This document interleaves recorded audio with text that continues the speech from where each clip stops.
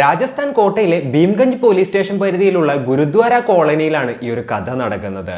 അവിടെയാണ് 65 വയസ്സുള്ള വിജയ് ചണ്ഡിമാളും ഫാമിലിയും താമസിച്ചിരുന്നത്. അപ്പോൾ അവരുടെ വീടിൻ്റെ ഒരു കാര്യം പറയുകയാണെന്നുണ്ടെങ്കിൽ ഒരു ഫ്ലോറിൽ അവരായിരുന്നു താമസിച്ചിരുന്നത്. അതായത് ഫസ്റ്റ് ഫ്ലോറിൽ, ഗ്രൗണ്ട് ഫ്ലോർ വാടക കൊടുത്തേക്കായിരുന്നു. രാഷ്മി എന്ന് പറയുന്ന ഒരു സ്ത്രീക്കായിരുന്നു അവർ വാടക കൊടുത്തിട്ടുണ്ടായത്.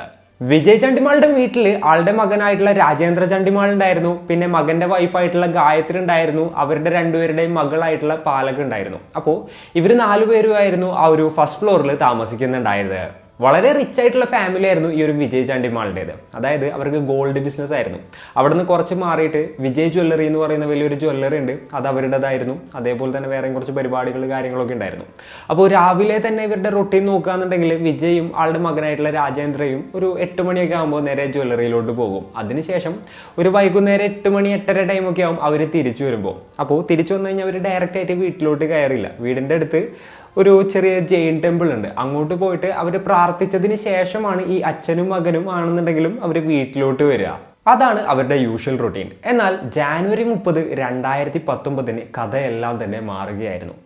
അന്നത്തെ ദിവസം വൈകുന്നേരം ടൈമിൽ രാജേന്ദ്ര തൻ്റെ അച്ഛനായിട്ടുള്ള വിജയുടെ അടുത്ത് പറയുകയാണ്, ഞാനിന്ന് നേരത്തെ വീട്ടിലോട്ട് വരുന്നില്ല, എനിക്ക് കുറച്ചധികം വർക്കുകളുണ്ട്, അച്ഛൻ എന്തായാലും ഏതെങ്കിലും സ്റ്റാഫിൻ്റെ കൂടെ പോക്കോ, വർക്കൊക്കെ കഴിഞ്ഞിട്ട് ഞാൻ ഇത്തിരി ലേറ്റ് ആയിട്ട് വരുള്ളൂ എന്ന് പറയാണ്. അപ്പോൾ ഈ ഒരു വിജയ് എന്താ ചെയ്തതെന്ന് വെച്ച് കഴിഞ്ഞിട്ടുണ്ടെങ്കിൽ ഒരു സ്റ്റാഫിൻ്റെ സ്കൂട്ടറിൽ നേരെ തന്നെ വീടിൻ്റെ അടുത്തോട്ട് പോയി അവിടെ ഇറങ്ങുകയാണ്. അപ്പോൾ അതിനുശേഷം ആ ഒരു സ്റ്റാഫ് പോയി, വിജയ് വീട്ടിലോട്ട് കയറില്ല, നേരെ ആ ഒരു അമ്പലത്തിലോട്ട് പോയി. രാജേന്ദ്ര ആണെന്നുണ്ടെങ്കിൽ ജ്വല്ലറിയിൽ ബാക്കിയുള്ള പണികളുടെയും മറ്റും തിരക്കിലും ആയിരുന്നു. അങ്ങനെ പ്രാർത്ഥനയും കാര്യങ്ങളൊക്കെ കഴിഞ്ഞു അമ്പലത്തിൽ നിന്ന് ഇറങ്ങി ഒരു 8:45 ടൈമൊക്കെ ആയപ്പോൾ വിജയ് വീട്ടിലോട്ട് എത്തി. ആള് അവിടെ എത്തിയിട്ട് കോളിംഗ് ബെല്ല് അടിച്ചിട്ട് ആരും ഡോറ് തുറക്കുന്നില്ല. അങ്ങനെ ഫോണിലോട്ട് വിളിച്ചു നോക്കി, ഒരു റെസ്പോൺസും ഇല്ല. അപ്പോൾ എല്ലാവരും ഇവിടെ പോയി കിടക്കണമെന്ന് വിചാരിച്ചുകൊണ്ട് ആള് ഡോറൊന്ന് തുറന്നു നോക്കുകയാണ്. അപ്പോൾ അത് ലോക്ക് ചെയ്തിട്ടുണ്ടായിരുന്നില്ല.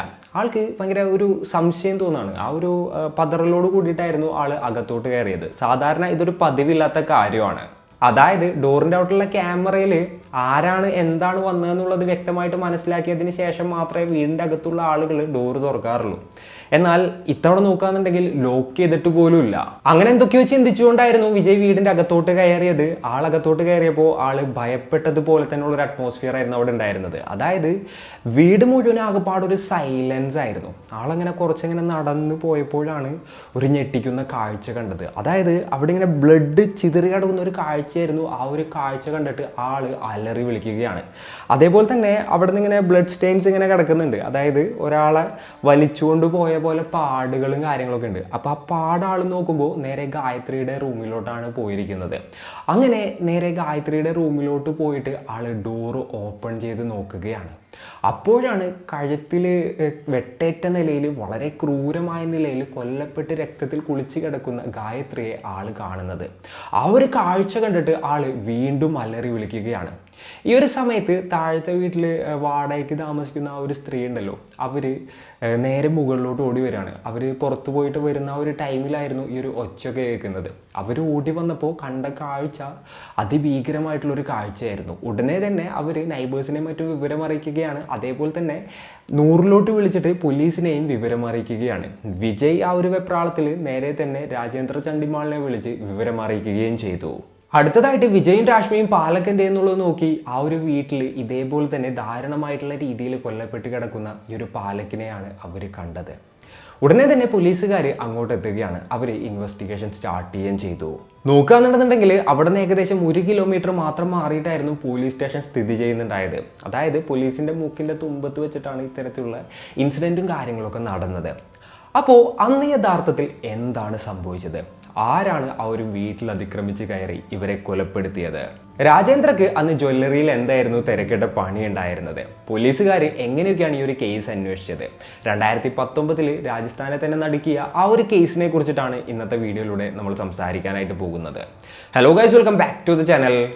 റസിൻ this side. വിവരമറിഞ്ഞ രാജേന്ദ്ര ഉടനെ തന്നെ ഓടി വീട്ടിലോട്ട് എത്തുകയാണ്. അതിദാരുണമായിട്ടുള്ള ഈ ഒരു സീൻ കണ്ട് ആളാകപ്പാടെ തകർന്നു പോവുകയായിരുന്നു. അപ്പോഴത്തേനും പോലീസുകാരെത്തി ക്രൈം സീനും കാര്യങ്ങളൊക്കെ സെക്യൂർ ചെയ്തു. SP DSP തുടങ്ങിയിട്ടുള്ള ഹയർ ഓഫീസേഴ്സും അങ്ങോട്ട് എത്തി. അതേപോലെ തന്നെ ഫോറൻസിക് ടീമും ആ ഒരു സ്ഥലത്തോട്ട് എത്തുകയാണ്. അവരുടെ പ്രാഥമികമായിട്ടുള്ള ഒരു അന്വേഷണത്തിൽ അവർ നോക്കുന്ന ടൈമിൽ ഡോറോ അതേപോലെ തന്നെ ജനല് ഒന്നും തന്നെ തകർത്തിട്ടില്ല. സോ അറിയുന്ന ആരോ ആയിരിക്കാം ഇത്തരത്തിലുള്ള ഒരു എന്താ പറയുക അക്രമത്തിൻ്റെ പിന്നിൽ എന്നുള്ളൊരു നിഗമനത്തിലോട്ട് സ്റ്റാർട്ടിങ്ങിൽ തന്നെ പോലീസുകാർ എത്തുകയാണ്. അതുപോലെ തന്നെ ഞാൻ നേരത്തെ പറഞ്ഞിട്ടുണ്ടായിരുന്നില്ല അവിടെ സെക്യൂരിറ്റി ക്യാമറയുടെ കാര്യം. അവിടെ ഒരുപാട് സെക്യൂരിറ്റി ക്യാമറാസ് ഉണ്ടായിരുന്നു. ആ ഒരു വീട് മുഴുവൻ സർവൈലൻസിലായിരുന്നു എന്ന് വേണമെന്നുണ്ടെങ്കിൽ നമുക്ക് പറയാനായിട്ട് സാധിക്കും. അപ്പോൾ ആ ഒരു ക്യാമറ ഫുട്ടേജും കാര്യങ്ങളൊക്കെ നോക്കാനായിട്ട് പോലീസുകാർ അങ്ങോട്ട് പോയപ്പോഴാണ് അവർ ആ ഒരു കാര്യം മനസ്സിലാക്കുന്നത്. അതിൻ്റെ DVRും ഹാർഡ് ഡിസ്കും കാര്യങ്ങളും എല്ലാം തന്നെ കയറിയ ആളുകൾ മോഷ്ടിച്ചുകൊണ്ട് പോയിട്ടുണ്ടായിരുന്നു. അതേപോലെ തന്നെ നോക്കുകയാണെന്നുണ്ടെങ്കിൽ ഒരുപാടധികം സെക്യൂരിറ്റി ക്യാമറയൊക്കെ അവർ തല്ലിപ്പൊളിച്ചിട്ടായിരുന്നു അവിടെ നിന്ന് പോയിട്ടുണ്ടായിരുന്നത്. പിന്നെയും മരിച്ച ഗായത്രിയുടെയും പാലക്കിൻ്റെയും കാര്യം പറയുകയാണെന്നുണ്ടെങ്കിൽ സോഷ്യൽ ആക്ടിവിറ്റീസിൽ നല്ല രീതിയിൽ ഇൻവോൾവ് ചെയ്യുന്ന ആളുകളായിരുന്നു അവർ. അപ്പോൾ അത്തരത്തിൽ പരിചയമുള്ള ആരെങ്കിലുമൊക്കെ ആണോ ഇതിൻ്റെ പിന്നിലെന്നുള്ളൊരു സംശയവും പോലീസിനുണ്ടായിരുന്നു. അതേപോലെ തന്നെ പോലീസിന് ആദ്യം സംശയം ഉണ്ടായിരുന്ന ആരായിരുന്നു എന്ന് ചോദിച്ചു കഴിഞ്ഞാൽ രാജേന്ദ്രയായിരുന്നു. കാരണം അന്നത്തെ ദിവസം ആൾക്ക് കൂടുതൽ വർക്ക് ഉണ്ടെന്ന് പറഞ്ഞു കഴിഞ്ഞിട്ട് ആൾ ഓഫീസിൽ തന്നെ നിന്നു. അച്ഛൻ തിരിച്ചു വന്നു. അതിന് ശേഷമാണ് ഇത്തരത്തിലുള്ള കാര്യങ്ങളൊക്കെ കണ്ടെത്തുന്നത്. അങ്ങനെ പോലീസുകാർ അന്നത്തെ ദിവസത്തെ വർക്കിൻ്റെ കാര്യങ്ങൾ എന്തൊക്കെയാണെന്നുള്ളത് രാജേന്ദ്രയുടെ അടുത്ത് ചോദിക്കുകയാണ്. അപ്പോൾ ആൾ പറഞ്ഞ പോലെ തന്നെ അന്ന് കുറേ വർക്കുകളും കാര്യങ്ങളൊക്കെ ഉണ്ടായിരുന്നു. അതേപോലെ തന്നെ ആ ഒരു ജ്വല്ലറിയിലത്തെ CCTVയും കാര്യങ്ങളൊക്കെ നോക്കുന്ന ടൈമിൽ ആൾ ഫുൾ ടൈം അവിടെ തന്നെ ഉണ്ട്. ആൾ ജോലിയിലും കാര്യങ്ങളിലൊക്കെ ആയിരുന്നു. അതേപോലെ തന്നെ പോലീസുകാർ ആളുടെ ഫോൺ ഡീറ്റെയിൽസും കാര്യങ്ങളും എല്ലാം തന്നെ പരിശോധിക്കുകയാണ്. എന്നാൽ സംശയിക്കത്തക്ക ഒന്നും തന്നെ അതിൽ നിന്ന് പോലീസിന് കണ്ടെത്താനായിട്ട് സാധിച്ചില്ല. ആ ഒരു വീട്ടിലോട്ട് ആരാണ് വന്നത്, അതേപോലെ തന്നെ അവർ എങ്ങോട്ടാണ് പോയത് തുടങ്ങിയിട്ടുള്ള കാര്യങ്ങളെല്ലാം തന്നെ മനസ്സിലാക്കുന്നതിനും അവരെ കണ്ടെത്തുന്നതിനും വേണ്ടിയിട്ട് ഒരുപാടധികം പോലീസുകാരെ വിന്യസിക്കുകയായിരുന്നു. ഏകദേശം 200ഓളം പോലീസുകാർ 7 ടീമായിട്ട് ഈ ഒരു കേസ് അന്വേഷിക്കുകയായിരുന്നു. ഈ 7 ടീമും പല ആംഗിളിൽ ഈ ഒരു കേസ് ഇൻവെസ്റ്റിഗേറ്റ് ചെയ്തു. അതേപോലെ തന്നെ വീട്ടിലത്തെ സേഫും കാര്യങ്ങളൊക്കെ നോക്കുമ്പോൾ എല്ലാം തന്നെ പൊളിച്ചിട്ടുണ്ട്. അതേപോലെ തന്നെ കൊള്ള നടന്നിട്ടുണ്ട്. ആ വീട്ടിലത്തെ അലമാര, ലോക്കർ എല്ലാം കൂടെ പൊളിച്ചിട്ട് കള്ളന്മാരെ ഏകദേശം 2.26 കിലോ സ്വർണവും അതുപോലെ തന്നെ 13 കിലോ വെള്ളിയും പിന്നെ കോടിക്കണക്കിന് രൂപയും ആ ഒരു വീട്ടിൽ നിന്ന് മോഷ്ടിച്ചുകൊണ്ട് പോയിട്ടുണ്ടായിരുന്നു. അപ്പോൾ പോലീസിന് തീർച്ചയായും മോഷണം തന്നെയായിരുന്നു ഈ കള്ളന്മാരുടെ ലക്ഷ്യം. സോ ഈ ഒരു വിജയും രാജേന്ദ്രയും അത്രയും റിച്ച് ആണെന്നും അവരുടെ വീട്ടിൽ അത്രത്തോളം പൈസയും ഗോൾഡും കാര്യങ്ങളൊക്കെ കാണുമെന്ന് ഉറപ്പുള്ള ഇവരെ നന്നായിട്ട് അറിയുന്ന ആരോ ആണ് കൃത്യമായിട്ട് പ്ലാൻ ചെയ്തിട്ട് ഈ ഒരു ക്രൈം ചെയ്തിട്ടുള്ളത് എന്നുള്ളത് അതോടുകൂടി പോലീസിന് തീർച്ചയാവുകയാണ്. സംഭവം എന്താണെന്ന് വെച്ച് കഴിഞ്ഞിട്ടുണ്ടെങ്കിൽ ആ വീട്ടിൽ ആ ടൈമിൽ 2 സ്ത്രീകളായിരുന്നു ഉണ്ടായിരുന്നത്. അറിയാത്ത ആരെങ്കിലും വന്ന് ഡോറിൽ നോക്ക് ചെയ്ത് കഴിഞ്ഞിട്ടുണ്ടെന്നുണ്ടെങ്കിലോ ബെല്ലടിച്ച് കഴിഞ്ഞിട്ടുണ്ടെന്നുണ്ടെങ്കിലോ അവർ ഡോറ് തുറക്കില്ല. സോ അറിയുന്ന ആരോ ആണ് വന്നിട്ടുണ്ടായത്. അപ്പോൾ ഇവർ ആ ഒരു ഡോറ് ചെയ്ത് ഈ ആളുകളെ വെൽക്കം ചെയ്തിട്ടുണ്ട്. അവരായിരുന്നു ഇവരുടെ അറ്റാക്കേഴ്സ്. അതേപോലെ തന്നെ ഫോറൻസിക് ടീം പരിശോധിച്ചപ്പോൾ അവിടെ നിന്ന് ഒരു ഇരുമ്പ് റോഡും അതുപോലെ തന്നെ ഒരു കത്തിയും കിട്ടി. കൊല ചെയ്യാനായിട്ട് ആ ആയുധങ്ങളാണ് ഉപയോഗിച്ചത് എന്നുള്ളത് പോലീസുകാർ കൺഫേം ചെയ്യുകയും ചെയ്തു. അതിനിടയിൽ ബോഡിയും കാര്യങ്ങളൊക്കെ റിക്കവർ ചെയ്തിട്ട് ഓട്ടോപ്സിക്കായിട്ട് അയക്കുകയും ചെയ്തിട്ടുണ്ടായിരുന്നു കേട്ടോ. പിന്നെ പോലീസുകാർ വളരെ ക്വിക്കായിട്ട് ആക്ട് ചെയ്യാണ്. അവർ railway station, bus stand, bus stop തുടങ്ങിയിട്ടുള്ള എല്ലാ സ്ഥലങ്ങളിലോട്ടും പോയിട്ട് അവിടെ സംശയം തോന്നുന്ന ആളുകളൊക്കെ ക്വസ്റ്റ്യൻ ചെയ്യാണ്. അതേപോലെ തന്നെ ഒരുപാട് ഏരിയയിലുള്ള CCTV വിഷ്വൽസും കാര്യങ്ങളൊക്കെ ഇങ്ങനെ പരിശോധിച്ചുകൊണ്ടിരിക്കുകയായിരുന്നു.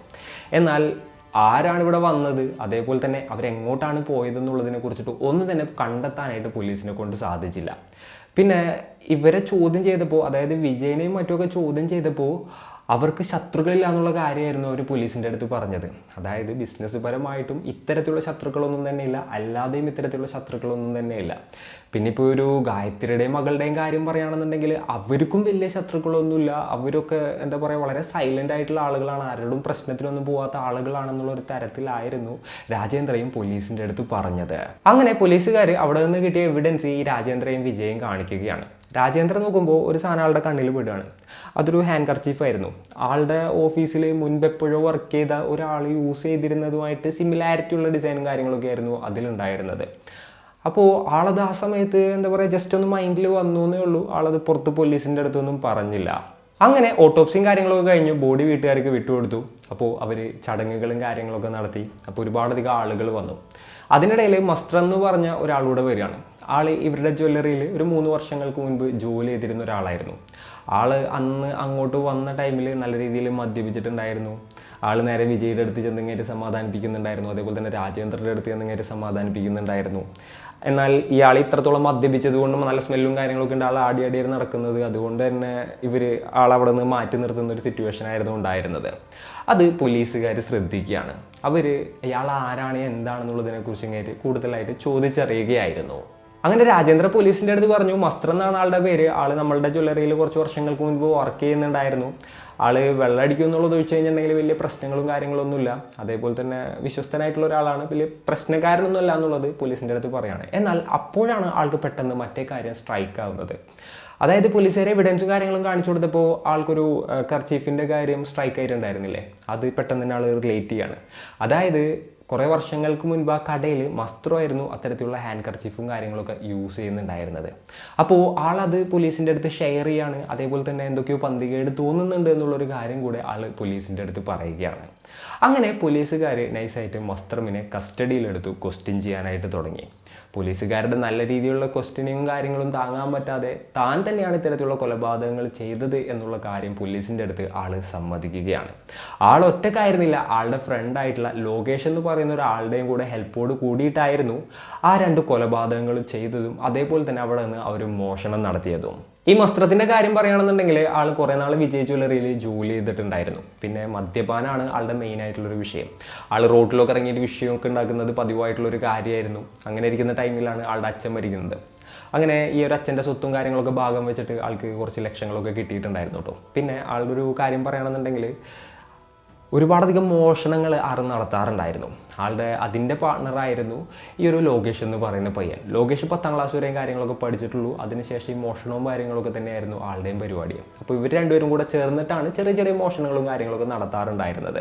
ഈ ഒരു ജ്വല്ലറിയിൽ വർക്ക് ചെയ്യുന്ന ടൈമിലും ഇത്തരത്തിലുള്ള ചെറിയ മോഷണങ്ങളും കാര്യങ്ങളൊക്കെ അവർ നടത്താറുണ്ടായിരുന്നു കേട്ടോ. ഇവരുടെ രണ്ടുപേരുടെയും ഒരു എയിം എന്തായിരുന്നു എന്ന് നോക്കി കഴിഞ്ഞിട്ടുണ്ടെന്നുണ്ടെങ്കിൽ എന്തെങ്കിലും വലിയൊരു പരിപാടി ചെയ്യണം, എന്നിട്ട് സെറ്റിലാവണം, ഇതൊക്കെ നിർത്തണം എന്നുള്ളതായിരുന്നു. അങ്ങനെ ആ ഒരു ജ്വല്ലറിയിൽ ഇയാൾ വർക്ക് ചെയ്യുന്ന ടൈമിൽ ഈ വിജയും അതുപോലെ തന്നെ രാജേന്ദ്രയും നല്ല റിച്ച് ആണെന്നുള്ളത് ആൾ മനസ്സിലാക്കുകയാണ്. അതേപോലെ തന്നെ അവരുടെ വീട്ടിലൊരുപാടധികം ഗോൾഡും അതേപോലെ തന്നെ വെള്ളിയും പണമൊക്കെ വെക്കും എന്നുള്ളതും ഇയാൾ മനസ്സിലാക്കുകയാണ്. നല്ല വിശ്വസ്തനെ പോലെ കൂടുകയാണ്.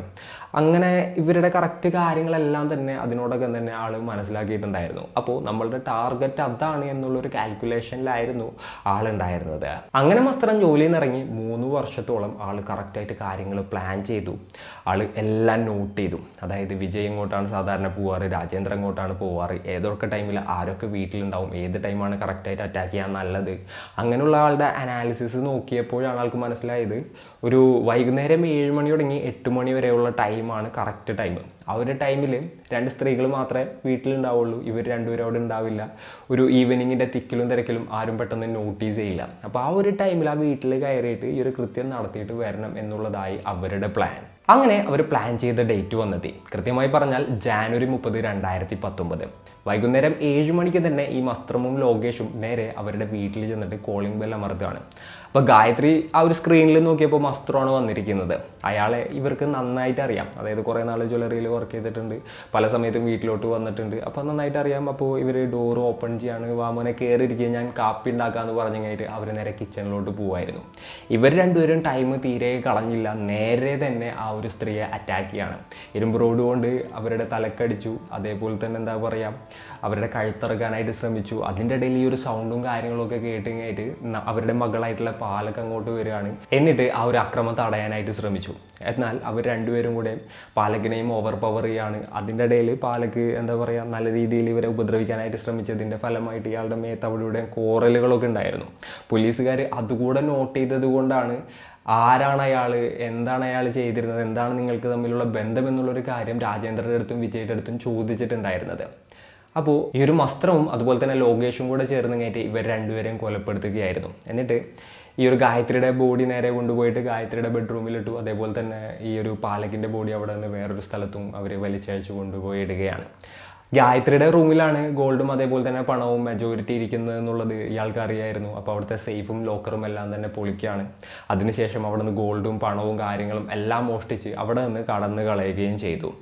അപ്പോൾ ആ ഒരു ഏരിയയുടെ അടുത്ത് നോക്കുകയാണെന്നുണ്ടെങ്കിൽ അവിടെ ഒരു ബസ് സ്റ്റാൻഡ് ഉണ്ട്. ആ ഒരു ബസ് സ്റ്റാൻഡിലോട്ട് പോയി അവിടെ നിന്ന് അവരുടെ സ്വന്തം ഗ്രാമത്തിലോട്ട് പോവാണ് ഉണ്ടായത്. എന്നിട്ട് അവിടെ നിന്ന് കുറച്ച് കാര്യങ്ങളൊക്കെ വീക്ഷിച്ചതിന് ശേഷം അവിടെ നിന്ന് നേരെ അവർ സ്ഥലം വിട്ടു. ഒരു തെളിവുകളും ഇല്ലാതെയാണ് ഇത്തരത്തിലുള്ള ഒരു കൃത്യം ചെയ്തതെന്നാണ് ഇവർ രണ്ടുപേരും കരുതിയത്. എന്നാൽ ആളുടെ ആ ഒരു ടവൽ അവിടെ മിസ്സായത് ആൾ പോലും അറിഞ്ഞിട്ടുണ്ടായിരുന്നില്ല. അപ്പോൾ ഇതൊക്കെ കഴിഞ്ഞിട്ടാണ് നേരെ വിജയ് അങ്ങോട്ട് എത്തുന്നതും അതേപോലെ തന്നെ ഈ ഒരു ക്രൈം സീൻ കാണുന്നതും പിന്നീടുള്ള ഇൻവെസ്റ്റിഗേഷനിൽ ഇയാളെ പിടികൂടുന്നതും. ഗ്രാമത്തിൽ നിന്ന് മുങ്ങിയ ആൾ നേരെ ജയ്പൂർ ബസ് സ്റ്റാൻഡിൻ്റെ അവിടോട്ടായിരുന്നു പോയിട്ടുണ്ടായിരുന്നത്. അവിടെ ഒരു ലോഡ്ജിൽ ആൾ ഒളിച്ച് താമസിക്കുകയായിരുന്നു. ഈ ഒരു ന്യൂസിനെ കുറിച്ചൊക്കെ ആൾ കറക്റ്റായിട്ട് നോക്കുന്നുണ്ടായിരുന്നു. എന്നാൽ ഒന്നും തന്നെ തൻ്റെ അടുത്തോട്ട് വരുന്നില്ല എന്നുള്ളത് ആൾക്കൊരു ധൈര്യമാവുകയാണ്. അങ്ങനെയാണ് ഇവരുടെ സംസ്കാര ചടങ്ങിന് ഇയാൾ പോകുന്നതും അതേപോലെ തന്നെ പോലീസുകാർ ഇയാളെ നോട്ട് ചെയ്യുന്നതും പിന്നീട് ഇയാളെ പിടികൂടുന്നതും. നമ്മൾ നോക്കുകയാണെന്നുണ്ടെങ്കിൽ ആ ഒരു ചടങ്ങിൻ്റെ ഇടയിൽ ആളെ കണ്ടതുകൊണ്ടായിരിക്കും കറക്റ്റായിട്ട് ആ ഒരു ഹാൻഡ് കർച്ചീഫ് യൂസ് ചെയ്തിരുന്ന ആൾ ഈ ഒരു മസ്റ്ററാണെന്നുള്ളത് രാജേന്ദ്രക്ക് ഓർമ്മ വന്നത് തന്നെ. അപ്പോൾ എന്തൊക്കെയാണെന്നുണ്ടെങ്കിലും ഈ ഒരു ലോകേഷും അതേപോലെ തന്നെ മസ്റ്റർ ഇപ്പോൾ ജയിലിലാണ് കേസാണെന്നുണ്ടെങ്കിൽ നടന്നുകൊണ്ടിരിക്കുകയാണ്. അപ്പോൾ ഇന്നത്തെ ഈ ഒരു വീഡിയോയിൽ ഇത്രയൊക്കെ തന്നെയാണ് പറയാനുള്ളത്. ഈ ഒരു സ്റ്റോറി ആയിട്ടപ്പോൾ നിങ്ങൾക്ക് എന്താണ് തോന്നിയത്? നിങ്ങളുടെ തോട്ട്സും കാര്യങ്ങളും എന്തൊക്കെയാണെന്നുണ്ടെങ്കിലും താഴെ കമൻറ്റുകളായിട്ട് രേഖപ്പെടുത്തുക. അപ്പോൾ and it's me Radeen signing off. Peace. Stay peaceful guys. Stay safe.